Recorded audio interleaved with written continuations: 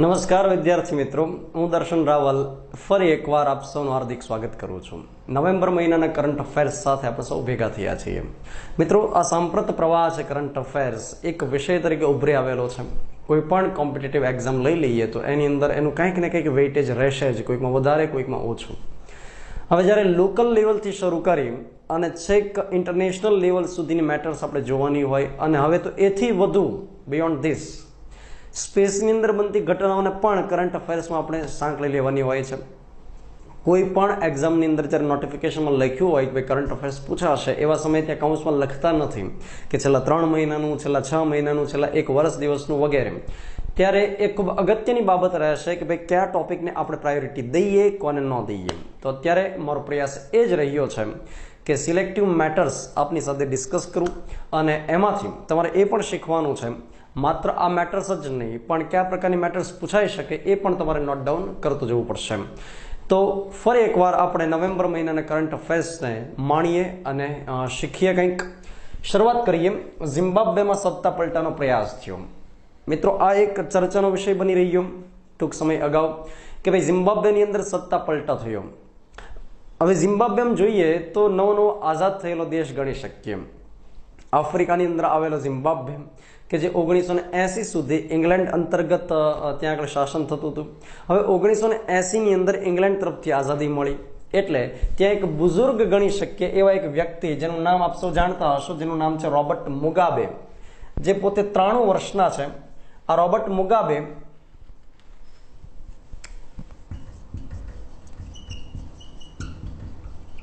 પોતે ZANUPF એટલે કે Zimbabwe African National Union Patriotic Front, once again Zimbabwe African National Union Patriotic Front જે એક પાર્ટી છે એના તરફથી નેતૃત્વ કરી રહ્યા હતા.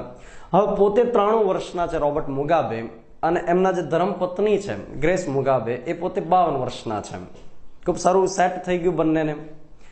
હવે એની સાથે ખૂબ સારી રીતે ગાઢ રીતે સંકળાયેલ રાજકીય વ્યક્તિ જે મંગાગ્વે કરીને છે, એમની પોતાની લોકચાહના ખૂબ વધારે છે મંગાગ્વેની. હવે આ રોબર્ટ મુગાબે શું કર્યું ત્યાં આગળ તો કે ઉપરાષ્ટ્રપતિ તરીકે જે મંગાગ્વે હતા એના સ્થાને રાષ્ટ્રપતિ તરીકે પોતાની જે પત્ની હતી ગ્રેસ મુગાબે એને ઘોષિત કર્યા કે ભાઈ મારા પછી, હવે હું તો 93 વર્ષનો થઈ ગયો છું, ક્યારે ઉકલી જાવ ખબર નથી, પણ હું જાઉં એ પહેલા એક વારસદાર નિમીને જાઉં. એટલે ગ્રેસ મુગાબેને એમણે હાઇલાઇટ કર્યા કે ભાઈ મારા પછી રાષ્ટ્રપતિ આ રહેશે. એટલે મંગાગ્વેને ખોટું લાગ્યું. ઓબ્વિયસ છે કે એનો ચાહક વર્ગ પણ વધારે હતો મંગાગ્વેનો, જે ઉપરાષ્ટ્રપતિ તરીકે હતા. હવે આ જે આખો ઘટનાક્રમ બન્યો એના કારણે દેશની અંદર થોડી રાજકીય હલચલ થઈ અને ત્યારબાદ ત્યાંનું જે સંરક્ષણ છે એટલે કે જે મિલિટરી છે તેમાં કોન્સ્ટન્ટિનો કરીને જે એક હેડ છે એમણે પોતે સરકારી જેટલી પણ ઇમારતો હતી, જેટલી પણ એવી સંસ્થાઓ હતી એની ઉપર પોતાનો કબજો કર્યો. રોબર્ટ મુગાબે અને એમના ધર્મપત્ની ગ્રેસ મુગાબેને નજરકેદ કર્યા અને મંગાગ્વેને દેશની બહાર મોકલી આપ્યા. તાજેતરમાં એ પણ બીજી એક કરંટ અફેર્સની મેટર આવી ગઈ કે મંગાગ્વે છે એમને રાષ્ટ્રપતિ તરીકે ઘોષિત કરવામાં આવ્યા છે અને એમણે પોતે શપથ પણ લઈ લીધા છે. તો આ આખો ઝિમ્બાબ્વેની અંદર રાજકીય જે ચહલ પહલ થઈ એની એક વાત થઈ. તો હાલમાં મંગાગ્વે ઝિમ્બાબ્વેની અંદર પોતે રાષ્ટ્રપતિ તરીકેના શપથ લઈ લીધા છે. ત્યાર પછીની આપણે મેટર જોઈએ COP23. મિત્રો, દર વર્ષે ચર્ચામાં રહેતો આ વિષય છે COP23. આનું પૂરું નામ થશે conference of parties. Conference of parties 23 એનો મિનિંગ થાય કે આ 23મું સંમેલન છે. મિત્રો, એક શિખર સંમેલન પણ આપણે ગણી શકીએ. જે જગ્યાએ આપણે શિખર સંમેલન બોલતા હોઈએ એનો મિનિંગ થશે કે જે તે દેશના જે હેડ હશે, કાર્યકારી વડા હશે, એ પોતે ભાગ લેશે એને આપણે શિખર સંમેલન કહેશું. તો યુનોની અંતર્ગત આ પ્રકારનું એક આયોજન થાય છે. યુનાઇટેડ નેશન્સ ઓર્ગેનાઇઝેશન કે જે 193 દેશનું બનેલું એક રાજકીય સંગઠન છે જે Washington DC district of Columbia ખાતે આવેલું છે. હવે આ COP23 નો મુખ્ય ઉદ્દેશ શું હતો અને આ COPનો મુખ્ય ઉદ્દેશ શું હોય છે તો કે કોન્ફરન્સ ઓફ પાર્ટીઝનો મુખ્ય ઉદ્દેશ છે કે જે વિશ્વ કક્ષાએ ગ્લોબલ વોર્મિંગની સમસ્યા ફેસ કરવામાં આવી રહી છે અત્યારે હાલમાં. ગ્લોબલ વોર્મિંગ કે પૃથ્વીનું સરેરાશ ટેમ્પરેચર વધી રહ્યું છે, એક લેવલ કરતાં વધી રહ્યું છે. આપણે સૌ જાણીએ છીએ કે 1850નો જે આખો દાયકો હતો એ ઔદ્યોગિક ક્રાંતિનો ગણવામાં આવે છે. જે 100 વર્ષ જેટલો ઔદ્યોગિક ક્રાંતિના ગણવામાં આવે છે એના કારણે વાતાવરણની અંદર ડ્રાસ્ટિક ચેન્જ થયા. અને ડ્રાસ્ટિક ચેન્જમાં શું થયું તો કે કાર્બન ડાયોક્સાઇડનું પ્રમાણ વધી ગયું, મિથેનનું પ્રમાણ વધી ગયું. હવે આ બધાના કારણે પૃથ્વીનું એવરેજ ટેમ્પરેચર વધી રહ્યું છે. હવે પૃથ્વીનું એવરેજ ટેમ્પરેચર વધતા એની જે નેગેટિવ ઇફેક્ટ છે એ પણ પડી રહી છે. જેમ કે ઉત્તર અને દક્ષિણ ગોળાર્ધની અંદર બરફ પીગળી રહ્યો છે. ઓબ્વિયસ છે, બરફ પીગળે એટલે દરિયાની સપાટી વધે, દરિયાની સપાટી વધે એટલે ફિજી જેવા જે નાના ટાપુ દેશ છે એ દરિયામાં ગરકાવ થઈ રહ્યા છે. હવે આ હકીકતના કારણે ફિજી છે એને અત્યારે બળતરા થઈ છે કે ભાઈ જો આ પ્રકારનું શરૂ રહ્યું તો એક સમય આવશે કે ફિજી નેસ્ત નાબૂદ થઈ જશે ને દરિયાની અંદર ગરકાવ થઈ જશે, નકશાની અંદર મળશે નહીં કોઈ જગ્યાએ. હવે એને લઈ અત્યારે જો એ એક રિયાલિટી છે કે ફિજીની અંદર એવા કોઈ ઔદ્યોગિક પ્રોગ્રેસ થયા નથી, ફિજીની અંદર કોઈ એવા ધુમાડા નીકળતા નથી, ફિજીની અંદર કોઈ કાર્બન ડાયોક્સાઇડ એટલા બધા પ્રમાણમાં નીકળતા નથી. એ એકદમ નાનકડા એવા ટાપુઓ છે. આ કાર્બન ડાયોક્સાઇડનું પ્રમાણ ને બધું નીકળે છે કઈ જગ્યાએ સૌથી વધારે તો કે અમેરિકાની અંદર નીકળે છે, જાપાનમાં નીકળે છે, ચીનની અંદર, ફ્રાન્સ, ઇંગ્લેન્ડ, ભારતની અંદર નીકળે છે. તો હવે આ બધા દેશોની અંદર ઔદ્યોગિક ક્રાંતિઓ થઈ અને પરિણામ એનું ભોગ્યું ફિજીએ. એટલે આ વખતેની જે કોન્ફરન્સ ઓફ પાર્ટીઝ હતું 2017ની એ ફિજી દ્વારા આયોજિત હતું, જેની અંદર જેટલા પણ દેશના નેશન્સ છે 193 જેટલા દેશના પ્રતિનિધિઓ છે એ બધા ભાગ લેવાનો હતો. પરંતુ ફિજી એકદમ નાનકડો દેશ છે એટલે ત્યાં આગળ આવું મોટું આયોજન થઈ ન શકે. એટલે એમના વતી જર્મનીના બોન ખાતે આ આયોજન કરવામાં આવ્યું. તો આ સવાલ પૂછાઈ શકે કે ભાઈ COP23 નું આયોજન કઈ જગ્યાએ થયું?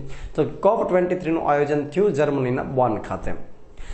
હવે આ કોન્ફરન્સ ઓફ પાર્ટીઝનું મહત્વ શા માટે રહે છે તો કે આ COP23 ની અંદર કયા પ્રકારની વાતચીત કરવામાં આવી, કયા પ્રકારની ડિસ્કશન થઈ તો કે જે પેરિસ સમજૂતી 2015માં લઈ આવવામાં આવી હતી એના અમલીકરણ અંગે ડિસ્કશન આગળ વધારવામાં આવી. કે પેરિસ સમજૂતી જે 2015ની અંદર થઈ જેને હજુ સુધી એટલી બધી સક્સેસ નથી ગણતા કારણ કે હજુ એમને મંજૂરી નથી મળી.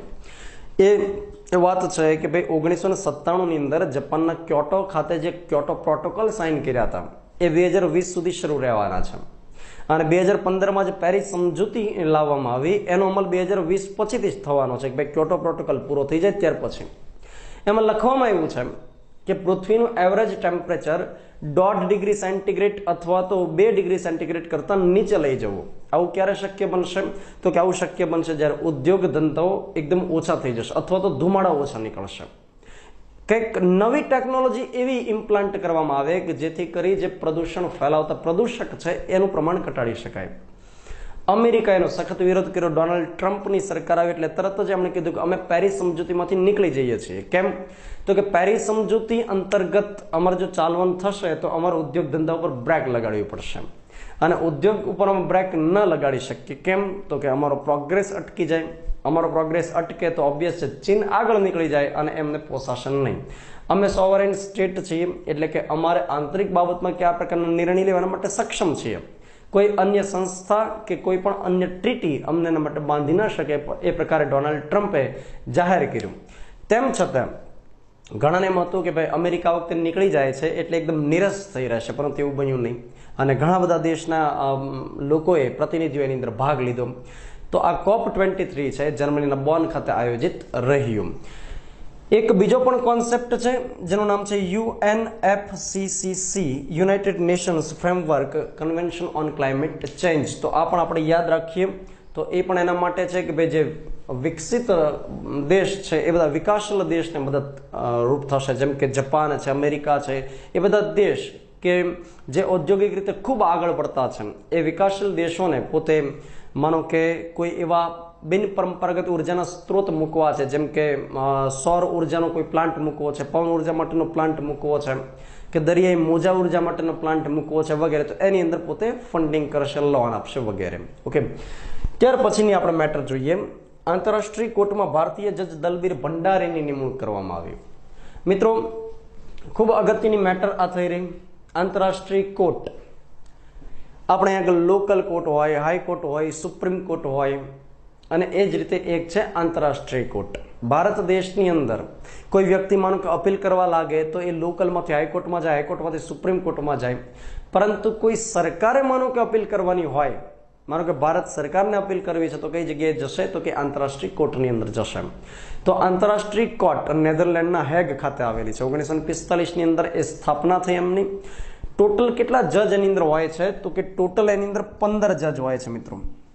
અને એમનો જે ટેન્યોર છે, એમનો જે કામ કરવાનો સમયગાળો છે એ 9 વર્ષનો હોય છે.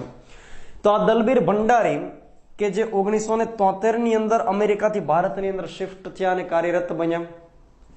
પોતે રાજસ્થાન હાઈકોર્ટની અંદર પ્રેક્ટિસ કરી, સુપ્રીમ કોર્ટમાં પ્રેક્ટિસ કરી, મુંબઈ હાઈકોર્ટની અંદર જજ બન્યા, દિલ્હી હાઈકોર્ટની અંદર જજ બન્યા અને ફાઇનલી એ સુપ્રીમ કોર્ટની અંદર પણ જજ રહેલા. હવે આ દલબીર ભંડારી છે એ પોતે 2012ની અંદર પણ આંતરરાષ્ટ્રીય કોર્ટની અંદર જજ રહી ચૂકેલા હતા. અને આ વખતે જ્યારે ચૂંટણી થવાની હતી એવા સમયે ઇંગ્લેન્ડના એક ક્રિસ્ટોફર ગ્રીનવુડ કરીને સામે ફોર્મ ભરેલું હતું. એકદમ લાસ્ટ સમયે છેલ્લી ઘડીએ ક્રિસ્ટોફર ગ્રીનવુડે ફોર્મ પરત ખેંચી લેતા દલબીર ભંડારીની નિમણૂક થવા પામી.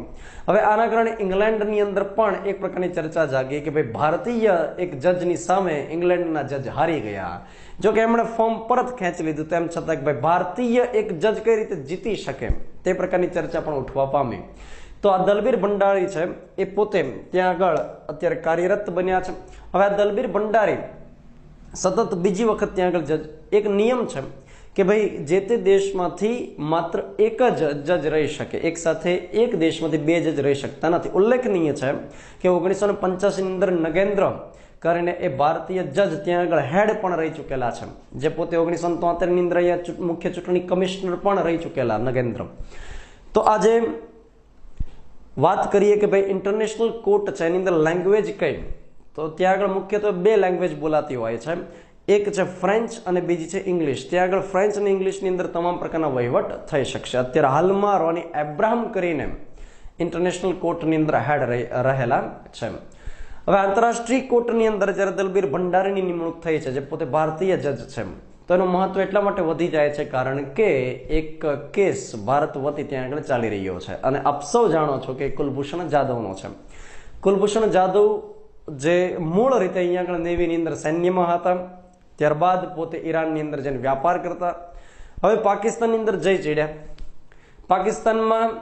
પાકિસ્તાન ગવર્મેન્ટ એમને પકડી લીધા કે ભાઈ, અને બહુ મોટું તીર માર્યું એ પ્રકારનો જશન મનાવ્યો કે અમે ભારતનો એક જાસૂસ પકડી લીધો, ભારતનો જાસૂસ પકડી લીધો. હવે ભારત સરકારે એમને 21 વખત અરજી લખીને સમજાવ્યું કે ભાઈ તમે સમજતા કેમ નથી, આ ભારતનો જાસૂસ નથી. જો ભારતનો જાસૂસ હોય તો પહેલા તો પકડાય નહીં, એટલે આ તમે કોઈ મોટું તીર નથી માર્યું. એટલે હાલમાં એક કેસ ત્યાં આગળ શરૂ છે. હવે ત્યાં આગળ હરીશ સાલ્વે કરીને પોતે વકીલાત પણ કરી. ભારતને એક બાહોશ વકીલ આપણે ગણી શકીએ કે માત્ર ₹1 લઈ અને કુલભૂષણ જાદવનો કેસ લડ્યા. અને એક ત્યાંથી પોતાનો પક્ષ ભારે પણ રહ્યો કે ભાઈ જ્યાં સુધી આંતરરાષ્ટ્રીય કોર્ટ ફાઇનલ ચુકાદો ન આપે ત્યાં સુધી પાકિસ્તાન સરકાર અમને ફાંસી નહીં આપી શકે. પાકિસ્તાનની જે અદાલત છે, સુપ્રીમ કોર્ટ છે, એ પણ તમને ફાંસી નહીં આપી શકે. ત્યાર પછીની આપણે મેટર જોઈએ મિત્રો. ન્યાયમૂર્તિઓના પગાર વધારાને કેન્દ્રીય કેબિનેટની મંજૂરી મળી છે. ન્યાયમૂર્તિઓના પગાર વધારાને મંજૂરી મળી છે મિત્રો. કયા કયા? તો કે સુપ્રીમ કોર્ટના અને એ જ રીતે હાઈકોર્ટના જજ. 2016ની અંદર જ્યારે TS ઠાકોર જજ હતા, મુખ્ય જજ હતા, એવા સમયે એમને ભલામણ કરી હતી કે ભાઈ થોડો પગાર વધારો તો સારું. એટલે એમને ધ્યાનમાં રાખી કેબિનેટે 2 પ્રકારના બિલ અત્યારે તૈયાર કર્યા છે, જેને આ શિયાળુ સત્રની અંદર મૂકવાના છે. શિયાળુ સત્ર જે 15 ડિસેમ્બરથી શરૂ થયું છે મિત્રો. આ કયું સત્ર ગણવું એ જ ખબર નથી પડતી, શિયાળુ કે ચોમાસું, કારણ કે ઓખીના કારણે બંને પ્રકારની ઋતુ ભેગી થઈ છે. તેમ છતાં આપણે શિયાળુ સત્રને ગણીશું. તો ન્યાયમૂર્તિઓના પગાર વધારાને કઈ રીતે મંજૂરી આપી છે? તો એમાં સુપ્રીમ કોર્ટના જે મુખ્ય જજ હશે એમને 2.80 લાખનો પગાર હશે. એ જ રીતે સુપ્રીમ કોર્ટના અન્ય જજ આપણે જાણીએ છીએ કે ભાઈ 1+30 છે, એટલે કે એક મુખ્ય ન્યાયમૂર્તિ હોય અને બાકીના 30 અન્ય ન્યાયમૂર્તિ. હાલમાં ત્યાં આગળ મુખ્ય ન્યાયમૂર્તિ કોણ છે એ પણ તમે સૌ જાણતા જશો, કારણ કે તાજેતરમાં જ નિમણૂક થઈ છે. તો કહેવાનો અર્થ એમ છે કે ભાઈ મુખ્ય ન્યાયમૂર્તિનો પગાર 2.80 લાખ અને અન્ય ન્યાયમૂર્તિનો પગાર તેમજ હાઈકોર્ટના મુખ્ય ન્યાયમૂર્તિનો પગાર 2.50 લાખ હશે અને હાઈકોર્ટના અન્ય ન્યાયમૂર્તિ જે કોઈ હશે એનો પગાર 2.25 લાખ કરવાને મંજૂરી મળી છે. આ મિત્રો કેબિનેટે મંજૂરી આપી છે, પરંતુ આને આ બિલને આજે રજૂ કરશે સંસદ સમક્ષ અને ત્યાર પછી ફાઇનલ ડિસિઝન લેવામાં આવશે. મિત્રો મેટર જોઈએ. સુપરસોનિક ક્રૂઝ મિસાઇલનું સફળ પરીક્ષણ કરવામાં આવ્યું. તો સંરક્ષણ મંત્રાલયની એ જ રીતે DRDOની એક સિદ્ધિ છે અને ભારતીય તરીકે આપણને એક ગૌરવ મળવું જોઈએ કે આપણે સંરક્ષણ ક્ષેત્રની અંદર ખૂબ આગળ વધી રહ્યા છીએ. જ્યારે એક ચીનના ડોકલામનો વિવાદ આપણે અત્યારે ફેસ કરી રહ્યા છીએ, એ જ રીતે પાકિસ્તાન તરફથી અવારનવાર એ પ્રકારના કાવતરાઓ થતા હોય છે. તો એવા સમયે આપણી પાસે એક જોરદાર શસ્ત્રો હોવા એક આવશ્યકતા છે. તો એના ભાગરૂપે આપણે એક સુપરસોનિક ક્રૂઝ મિસાઇલ જેનું સફળ પરીક્ષણ કરી દેખાડ્યું અને અન્ય દેશોને કીધું કે ભાઈ અમારી પાસે પણ આ પ્રકારના શસ્ત્રો છે, બિલકુલ આંખ ઊંચી કરીને જોતા નહીં. આ સુખોઈ ફાઇટર પ્લેન છે Su-30, એના દ્વારા હવામાંથી પરીક્ષણ કરવામાં આવ્યું. એટલે કે ક્રૂઝ મિસાઇલ આ એક એવી છે કે જે જળ, જમીન અને હવા ત્રણેય ઉપરથી, ત્રણેય પ્લેટફોર્મ પરથી એને પ્રહાર કરવા માટે સક્ષમ છે. એટલે ફાઇટર પ્લેનમાંથી છોડી શકાશે, જળ ઉપરથી છોડી શકાશે અને એ જ રીતે જમીન ઉપરથી પણ ફેંકી શકાશે. મિત્રો એ પોતે આમ જોઈએ તો 300 કિલોમીટરની માર્ગ ક્ષમતામાં ધરાવે છે અને 290 કિલોગ્રામ જેટલો એ પરમાણુ જથ્થો સાથે લઈ જવા માટે સક્ષમ છે. હવે આ સુપરસોનિક કહેવામાં આવી છે. સુપરસોનિકનો મિનિંગ શું થશે? તો કે જેની સ્પીડ ધ્વનિ કરતાં પણ વધારે હોય એને સુપરસોનિક કહેશું. અત્યારે હું બોલું છું અને આપ સૌ સાંભળી રહ્યા છો તો એ એકદમ ઝડપથી મારો વોઇસ તમારા સુધી પહોંચે છે, એમાં વાર નથી લાગતી. એનો મિનિંગ શું થયો? ભાઈ ધ્વનિ એકદમ સ્પીડમાં તમારા સુધી પહોંચે. હવે આ જે મિસાઇલ છે ક્રૂઝ મિસાઇલ, એની સ્પીડ એ ધ્વનિ કરતાં પણ ખૂબ જ વધારે છે. એટલે કે હું અહીંથી અવાજ છોડું અને સાથે મિસાઇલ છૂટે તો મિસાઇલ સૌથી પહેલા પહોંચી જશે. તો આ જે ક્રૂઝ મિસાઇલ છે એનો મિનિંગ એવો થશે કે ટાર્ગેટ ઓરિએન્ટેડ આગળ વધશે. એટલે કે જે ટાર્ગેટને ક્રેક કરવા માટે છોડવામાં આવી છે એ ત્યાં સુધી જશે. માનો કે ટાર્ગેટ વળશે તો આ મિસાઇલ પણ વળશે. બે પ્રકારની મિસાઇલ મુખ્યત્વે આવતી હોય છે. એક બેલેસ્ટિક મિસાઇલ છે અને એક આ ક્રૂઝ મિસાઇલ છે. બેલેસ્ટિકનો મિનિંગ શું થશે કે એને એકવાર છોડવામાં આવે એટલે એ પહેલાં આ રીતે આમ જશે, ઉપર જશે અને ત્યાર પછી જે તે ટાર્ગેટ ઉપર પડશે, પ્રહાર કરશે. જ્યારે ક્રૂઝ મિસાઇલ કોના જેવી છે? તો કે એ કૃષ્ણ ભગવાનના ચક્ર જેવી છે કે ટાર્ગેટની પાછળ જશે અને ક્રેક કરી અને પોતાનો નાશ થશે. તો આ જે ક્રૂઝ મિસાઇલ છે મિત્રો, એનું નામ આપણે એમ જોઈ ગયા કે ભાઈ બ્રહ્મોસ મિસાઇલ છે. આ ક્રૂઝ મિસાઇલ બ્રહ્મોસ છે. આ બ્રહ્મોસ ભારત અને રશિયાનું સંયુક્ત સાહસ છે કે જેની અંદર 51% શેર ભારતના છે અને 49% શેર રશિયાના છે. એટલે કે ટેકનોલોજીની બાબતમાં રશિયા આપણને સપોર્ટ કરી રહ્યું છે. એ ભારતની બ્રહ્મપુત્ર નદી એટલે કે બ્રહ્મોસ નામ એ બે નદી ઉપરથી બન્યું. એક બ્રહ્મ એટલે કે બ્રહ્મપુત્ર નદી અને રશિયાની મસ્કાવા નદી એટલે કે આખું નામ બન્યું બ્રહ્મોસ. અને આ પ્રકારનો સવાલ પૂછવામાં આવેલો હતો. મિત્રો ગોદરેજ પ્રાઇવેટ લિમિટેડ છે એ સ્પેર પાર્ટ આપવાનો કોન્ટ્રાક્ટ લઈ લીધો છે, ગોદરેજ પ્રાઇવેટ લિમિટેડે. ઓકે, તો આ જે ક્રૂઝ મિસાઇલ બ્રહ્મોસ છે એ બનાવવા માટે કોનો સંયુક્ત સાહસ છે? તો કે ભારતના DRDO અને રશિયાની જે એક કંપની છે મશીનો ઓસ્ટ્રોનિયા કરીને, તો એ બંનેનું સંયુક્ત સાહસ રહેલું છે. ત્યાર પછીનું મેટર જોઈએ કે SBIનું ડિજિટલ પ્લેટફોર્મ યોનો. તો સવાલ પૂછાઈ શકે કે આ યોનો એ નીચેનામાંથી શું છે? આ પ્રકારના ખાસ યુઝ્યુઅલ ક્વેશ્ચન્સ પૂછાતા હોય છે. પૂરું નામ એક તો આનું થશે યુ ઓનલી નીડ વન, એટલે કે તમારે માત્ર એકની જ જરૂર છે. You only need one. Okay, આ SBI state bank of India કે જે અત્યારે ખૂબ સારી રીતે ફેલાઈ રહેલી એક કમર્શિયલ બેંક આપણે ગણી શકીએ અને ભારત સરકારની પોતાની છે. 1806ની અંદર ઇમ્પિરિયલ બેંક ઓફ ઇન્ડિયા તરીકે સ્થાપના થયેલી અને 1955ની અંદર એનું નેશનલાઇઝેશન કરવામાં આવ્યું, એટલે કે રાષ્ટ્રીયકરણ કરવામાં આવ્યું. હાલમાં એના 25મા અધ્યક્ષ ચેરમેન તરીકે રજનીશ કુમારે શપથ લીધા છે. હવે SBIમાં અત્યાર સુધી અરુંધતી ભટ્ટાચાર્ય હતા 24મા ચેરમેન તરીકે. હાલમાં રજનીશ કુમાર છે, તો એ પણ એક કરંટની મેટર છે. યોનો એ એક ડિજિટલ પ્લેટફોર્મ છે મિત્રો કે જેની અંદર તમે એક જ પ્લેટફોર્મ પરથી ઘણા બધા કામ કરી શકશો. જેમ કે અત્યારે આપણે એ તો જોઈ ગયા કે ભાઈ SBIની કોઈ પણ શાખાની બહાર પૈસા મૂકવા માટેનું એક મશીન હોય છે, પૈસા ઓટોમેટિક મુકાય છે, તમારે એ સ્લીપ ભરવાની કોઈ માથાકૂટ રહેતી નથી. એ જ રીતે પૈસા ઉપાડી તો શકીએ છીએ. આ યોનોની અંદર તમે પોતાનું ખાતું ઓનલાઈન ખોલાવી શકશો. મિત્રો આધાર કાર્ડની એક જરૂર પડશે. આધાર કાર્ડમાં તમે 12 ડિજિટ નાખી દેશો, એક થંબ ઇમ્પ્રેશનની જરૂર પડશે, એ આપી દેશો એટલે તમારું કામ થઈ જશે. એટલે એક તમારું ખાતું ઓનલાઈન તમે ખોલાવી શકશો. જે લાંબી મોટી જબર આમ લાઈન હોય છે એમાં ઉભા રહેવાની બિલકુલ જરૂર નથી. તમે ઘર બેઠા ડિજિટાઇઝેશનના માધ્યમથી આ વસ્તુ કરી શકશો. તો ખાતું ખોલાવી શકશો એ જ રીતે પૈસાની ટ્રાન્સફર કરાવી શકશો, એ જ રીતે તમે લોન માટે એપ્લાય કરી શકશો મિત્રો. ખૂબ સારી બાબત છે કે લોન માટે જે તમારે કાગળિયા ભેગા કરીને ત્યાં સબમિટ કરાવવા જવાના, પેપર વર્ક કરવાના, ઘણા બધા ધક્કા ખાવા પડે, એ બિલકુલ નહીં રહે. તમારું ઓનલાઈન ડોક્યુમેન્ટ વેરિફિકેશન આવશે, એ કરી દેશો એટલે તમારી લોન મંજૂર પણ થઈ જશે, તમારા ખાતામાં પૈસા જમા પણ થઈ શકશે. તો યુ ઓનલી નીડ વન. અને એ જ રીતે અલગ અલગ 14 પ્રકારની કેટેગરીમાં આવતી વસ્તુઓ તમે ઓનલાઈન ખરીદી પણ શકશો. ત્યાં આગળ અલગ અલગ પ્રકારના ઓપ્શન્સ આવશે કે ભાઈ તમારે ઘર માટેની કોઈ વસ્તુઓ જોઈએ છે, અલગ અલગ બુક્સ ખરીદવી છે કે વગેરે XYZ કોઈ પણ પ્રકારના હાર્ડવેર કે વગેરે એ તમારે જોઈએ છે, તો તમે ઓનલાઈન એ યોનો પ્લેટફોર્મ પરથી ખરીદી શકશો. ત્યાર પછીની મેટર જોઈએ, શુભાંગી સ્વરૂપ જે ઇન્ડિયન નેવીની પ્રથમ મહિલા પાયલોટ બની મિત્રો. તો આ પ્રકારનું પ્રથમવાર બની રહ્યું છે કે કોઈ એક મહિલાને નેવીમાં ફાઇટર પાયલોટ બનાવવામાં આવે છે. હવે અત્યાર સુધી જે પરિસ્થિતિ સ્ત્રીઓની હતી ભારતની અંદર એનાથી સૌ વાકેફ છીએ, એના વિશે બહુ લાંબી ચર્ચા નહીં કરીએ, પરંતુ અત્યારે પરિસ્થિતિ એ છે કે સ્ત્રી સશક્તિકરણનો આખો માહોલ ચાલી રહ્યો છે. કોઈ પણ ફિલ્ડ એવું નથી કે જેની અંદર સ્ત્રી ન હોય. તેમ છતાં લૈંગિક સમાનતાની દ્રષ્ટિએ જોઈએ તો વિશ્વભરની અંદર ભારત ઘણું બધું પછાત છે કે પુરુષોની સરખામણીએ સ્ત્રીઓ એટલી બધી હાલમાં કાર્યરત નથી. ઓકે, તો આ શુભાંગી સ્વરૂપ છે એ ઇન્ડિયન નેવીની અંદર પ્રથમ પાયલોટ બને છે. પોતે ઉત્તર પ્રદેશના બરેલીની મૂળ નિવાસી છે. હવે આપણે અગાઉ જોઈ ગયા 2016ની અંદર 3 મહિલાને ફાઇટર પાયલટ બનાવવામાં એરફોર્સની અંદર, કે જેની અંદર અવની, મોહના અને ભાવનાનો સમાવેશ થાય છે. તો હવે આ નેવીની અંદર પણ એ જ વસ્તુ છે કે ભાઈ કોઈ યુદ્ધના સમયે પણ આ શુભાંગી સ્વરૂપ જઈ શકશે. અત્યાર સુધી એને રિસ્ટ્રિક્ટ કરેલી હતી.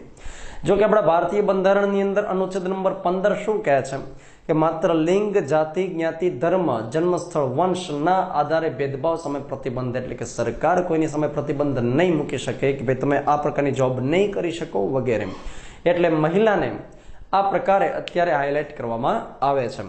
અત્યારે હાલમાં દેશની અંદર તમે જુઓ તો સંરક્ષણ મંત્રી પણ એક મહિલા છે, નિર્મલા સીતારમન. જ્યારે ચીનની અંદર ચીન સાથેનો વિવાદ ચાલી રહ્યો છે, પાકિસ્તાન સાથેની આમ ગડમથલ ચાલી રહી છે, સંરક્ષણ ક્ષેત્રે સ્ટ્રેટેજી આખી બધી ચાલી રહી છે અત્યારે વિશ્વ સ્તરે, તો એવા સમયે એક મહિલાના હાથમાં સંરક્ષણ મંત્રાલય સોંપી દીધું છે. તો શું દેખાડે છે? સ્ત્રી સશક્તિકરણ દેખાડે છે મિત્રો.